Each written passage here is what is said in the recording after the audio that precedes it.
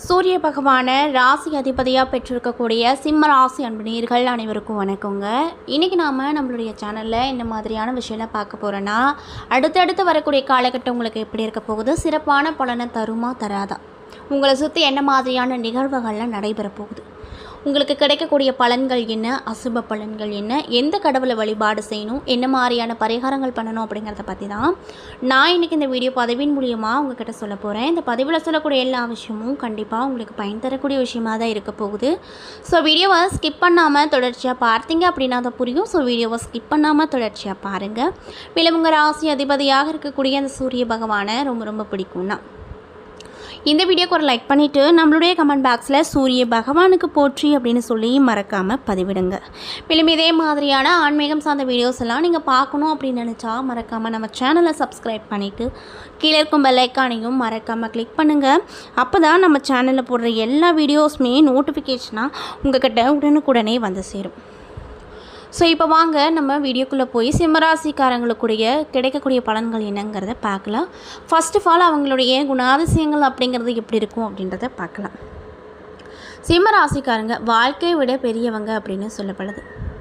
அது மட்டும் இல்லாமல் சூரியனை அதிபதியை கொண்ட நெருப்பு ராசியாகவும் இந்த ராசி சொல்லப்படுது. இந்த ராசியில் பிறந்தவங்க பெரும்பாலும் எல்லாத்துலேயுமே ஆளுமை திறன், தலைமை பண்பு மற்றும் அசாத்திய தன்னம்பிக்கை ஆகியவை தனித்துவமாக பெற்றிருப்பாங்களாம். மேலும் எந்த இடத்திலும் மற்றவங்களை வழிநடத்தும் திறமையும் அதிகாரமிக்க பதவிகளையும் வகிக்கும் ஆற்றலும் இவங்க கிட்ட இயல்பாகவே இருக்கும் அப்படின்னு சொல்லப்படுது. நெருப்பு ராசி இவங்க அப்படிங்கிறதுனால எந்த ஒரு செயலையும் தீவிரமான உணர்ச்சியோடு சோர்வில்லாமல் சுறுசுறுப்பாக செஞ்சு முடிப்பாங்க.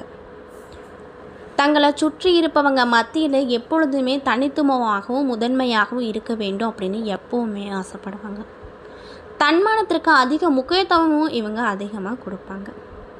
பிறருக்கு உதவிகள் செய்வதில் தயங்க மாட்டாங்க. அதே நேரத்தில் அவங்கக்கிட்ட நேர்மையாகவும் ஒழுக்கத்தையும் எதிர்பார்ப்பாங்க. சிம்மராசிக்காரங்களை பொறுத்த வரைக்கும் அரசாங்க வேலை, அரசியல் அல்லது பெரிய நிர்வாக பொறுப்புகளில் சிறந்து விளங்குவாங்க. அது மட்டும் இல்லாமல் உங்கள் ராசியின் அதிபதி ராஜ கிரகமாகிய சூரியன் அப்படிங்கிறதுனால ராஜபோகத்தோடு இருக்கணும்னு ஆசைப்படுவீங்க. நீங்கள் ஒரு விஷயத்தில் முடிவு எடுத்துட்டிங்கன்னா எந்த காரணத்தை கொண்டும் அதை மாற்றிக்கொள்வது அப்படிங்கிறது உங்கள் அகராதியிலே கிடையாது அப்படின்னு சொல்லப்படுது. சிந்தனை, சொல், செயல் ஆகிய மூன்றிலுமே வேகம் காட்டுற நீங்கள் அதற்கான பலனையும் உடனே எதிர்பார்ப்பீங்க. எதற்கும் வெயிட் பண்ணுறது அப்படிங்கிறது உங்களுக்கு பிடிக்காது. பின்னால் இருந்து குறை கூறுவது, உடனிருந்தே துரோகம் செய்வது உங்களுக்கு பிடிக்காத ஒரு விஷயமா இருக்கும். உணவு விஷயத்தை பொறுத்த வரைக்கும் சூடாகவும் சுவையாகவும் இருக்கணும் அப்படின்னு ஆசைப்படுவீங்க. மேலும் இந்த ராசிக்கு 2வது இடமான தன குடும்ப வாக்குஸ்தானத்திற்கு அதிபதியாக புதன் வருவதால் பணத்துக்கு எந்த குறையும் இருக்காது. ஆனால் கையில் தங்காதபடி செலவுகள் தொடர்ந்த வண்ணமாகவே இருக்கும். புதன் பேச்சுக்கு அதிபதி அப்படிங்கிறதுனால யோசித்த அந்த கணமே பளிச்சுன்னு பேசிடுவீங்க. மனசில் எதையும் வச்சுக்க மாட்டீங்க. சுகஸ்தானம் மற்றும் தாயார் ஸ்தானமாகிய 4வது இடத்திற்கு பாக்கியஸ்தானம் மற்றும் தந்தை ஸ்தானமாகிய 9வது இடத்திற்கும் செவ்வாய் வராரு. இதனால் சூரியனும் செவ்வாயும் நட்பு கிரகங்கள் அப்படிங்கிறதுனால பெற்றோர்கள் பாராட்டும்படி நடந்து கொள்வீங்க. அவங்களுடைய அன்பும் ஆதரவும் எப்பொழுதுமே உங்களுக்கு கிடைத்த வண்ணமாகவே இருக்கும். 5வது இடமான பூர்வ புண்ணிய ஸ்தானத்திற்கு ஆயுள் ஸ்தானத்திற்கும் 8வது இடத்திற்கு குரு அதிபதியாக வருவதால் நல்ல குணங்களுடைய பிள்ளைகள் உங்களுக்கு பிறப்பாங்க. 6 மற்றும் 7வது இடத்திற்கு அதிபதியாக சனி வருவதால் உங்களுடைய வாழ்க்கை துணை திறமை மிக்கவர்களாக இருப்பாங்க. படித்த படிப்புக்கும் செய்யக்கூடிய வேலைக்கும் உங்கள் ராசியில் சம்பந்தமே இருக்காது. படித்தது ஒன்றா இருக்கும், வேலை செய்கிற இடம் ஒன்றா இருக்கும். பெரும்பாலும் சில்லறை வைத்து வேலை வாங்க தொழில் தன்மை அமைக்கும். பெயர், புகழ், பணம் ஒன்றாக கிடைக்கும். அது மட்டும் இல்லாமல் துறை அல்லது பதவியை தேர்ந்தெடுத்து கிடைக்கும் வரை காத்திருந்து அப்புறம் சேர்வீங்க. சூரியன் சிவ கோத்திரத்தை சேர்ந்தவர். சிவனுடைய அம்சனாகவே சூரியன் விளங்குறாரு. மேலும் சூரியன் நெருப்பு குழம்பாக கொதிக்கும் கிரகம். இவ்வாறு பூலோகத்தில் சூரியனுக்கு நிகராக உள்ள ஒரே தலம் அப்படின்னா அது திருவண்ணாமலை மட்டும்தான். கொழுந்து விட்ட அக்னியானது கருணையின் பொருட்டு இங்கு மலையாக குளிர்ந்து உள்ளது. சிவனை மலையாகவும் மலையை சிவனாகவும் பிரிக்க முடியாதபடி விளங்குது. சூரியன் எப்படி எல்லாவற்றிற்கும் மையமாக உள்ளதோ அதே போல் பூமியினுடைய மையமாக திருவண்ணாமலை தலைமை விளங்குவதால் ஸ்கந்தக புராணம் தெரிவிக்குது. ஏற்றம் ஏமாற்றம் என்று மாறுபட்ட நிலையை நீக்கி கடந்து எப்பொழுது முன்னேற்றம் என்று உயர அந்த உயரமான திருவண்ணாமலையும் அருணாச்சலேஸ்வரரையும் நீங்கள் வணங்கி வாருங்க. உங்கள் எதிர்காலம் சிறக்க வழி பிறக்கும். அதே போல் இந்த நட்சத்திரத்தில் அதாவது இந்த ராசியில் மகம், பூரம் மற்றும் உத்திரம் 1ஆம் பாதம் என 3 ராசிகள் நட்சத்திரங்கள் இருக்குது.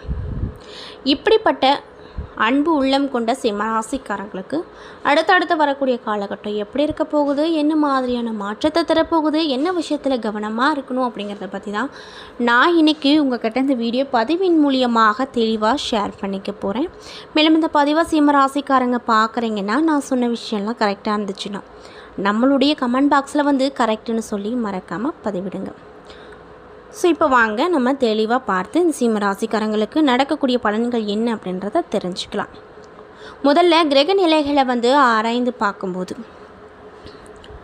ராசியில் கேது, சுகஸ்தானத்தில் சந்திரன், களத்திரஸ்தானத்தில் ராகு, அஷ்டமஸ்தானத்தில் சனி, பாக்கியஸ்தானத்தில் செவ்வாய், தொழில் ஸ்தானத்தில் சூரியன், லாபஸ்தானத்தில் புதன், சுக்கிரன், அயனசயன போகஸ்தானத்தில் குரு என கிரக நிலைகள் அமைந்திருக்கு. இதனால் உங்களுக்கு என்ன மாதிரியான மாற்றம் கிடைக்குன்னு பார்த்தீங்கன்னா, அதிகார தோரணையும் எடுத்த முடிவை மாற்றிக்கொள்ளாத குணமுடைய சிம்ம ராசிக்காரங்களுக்கு சின்ன விஷயத்தில் கூட கோபம் வரக்கூடும். அதனால் நீங்கள் ரொம்ப நிதானமாக இருப்பது நன்மையை கொடுக்கும். பண விஷயத்தை பொறுத்த வரைக்கும் பண வரத்து இருந்துகிட்டே இருக்கும். வேற்றுமொழி பேசும் நபரால் நன்மை நிறைய கிடைக்கும். புத்தி சாதுர்த்தியத்தால் எதையும் ஈஸியாக சமாளிச்சிருவீங்க. வீண் அலைச்சல் வரும். நீங்கள் நினைப்பது படி மற்றவர்கள் நடந்து கொள்ளாததால் ரொம்பவே டென்ஷன் ஆவீங்க. தொழில் மற்றும் வியாபார தொடர்பான பயணங்கள் அதனால் அலைச்சல் வரும். வியாபார விரிவாக்க தொடர்பான பணிகளில் இடையூறுகள் வரும். அதனால் பார்த்து கவனமாக இருங்க. பழைய பாக்கிகள் வசூல் தாமதமான நிலையை கொண்டு வரும். உத்தியோகத்தில் இருப்பவங்களுக்கு வேலை சுமை அதிகரிப்பதோடு மட்டும் இல்லாமல் அலைச்சலும் அதனால் சோர்வும் வரும். குடும்பத்தில் இருந்து வந்த இறுக்கமான சூழ்நிலை மாறப்போகுது. குடும்ப உறுப்பினர்கள் மூலமாக வருமானங்கள் நிறைய கிடைக்கப் போகுது. சொன்ன சொல்ல எப்படிப்பட்டாவது காப்பாற்றிடுவீங்க. ஒரு சிலருக்கு பணி காரணமாக வீட்டை விட்டு வெளியில் தங்க நேரிடும். கணவன் மனைவிக்கு இடையே இருந்து வந்த கருத்து வேற்றுமைகள் அகலப்போகுது. வீட்டிற்கு தேவையான பொருட்களை வாங்கி கொடுத்து வீட்டில் இருப்பவங்கள சந்தோஷமாக வச்சுருப்பீங்க. விருந்தினர்களின் வருகையால் செலவுகள் அதிகரிக்கும். பெண்களுக்கு திடீரென கோபம் உண்டாகலாம். நிதானமாக இருப்பது நல்லது. புத்தி சாதுர்த்தியத்தால் எதையும் சமாளிச்சிருவீங்க. அரசியல் துறையில் இருக்கக்கூடியவங்களுக்கு நிம்மதியான காலம் இருக்க போகுது. வெளியூர் பயணங்கள் சென்று வருவீங்க. உல்லாச பயணமாகவும் அது அமையும். பேசும்போது மட்டும் கவனமாக இருப்பது நல்லது. மேலும் கலைத்துறையில் இருக்கக்கூடியவங்களுக்கு அதிக ஆர்டர்களுக்கு உங்கள் கைக்கு சேரும். புதிய ஒப்பந்தங்கள் பலவற்றில் கையெழுத்து போடுவீங்க. ரசிகர்களின் விருப்பத்திற்கேற்ப விஷயங்களை செஞ்சு கொடுப்பீங்க.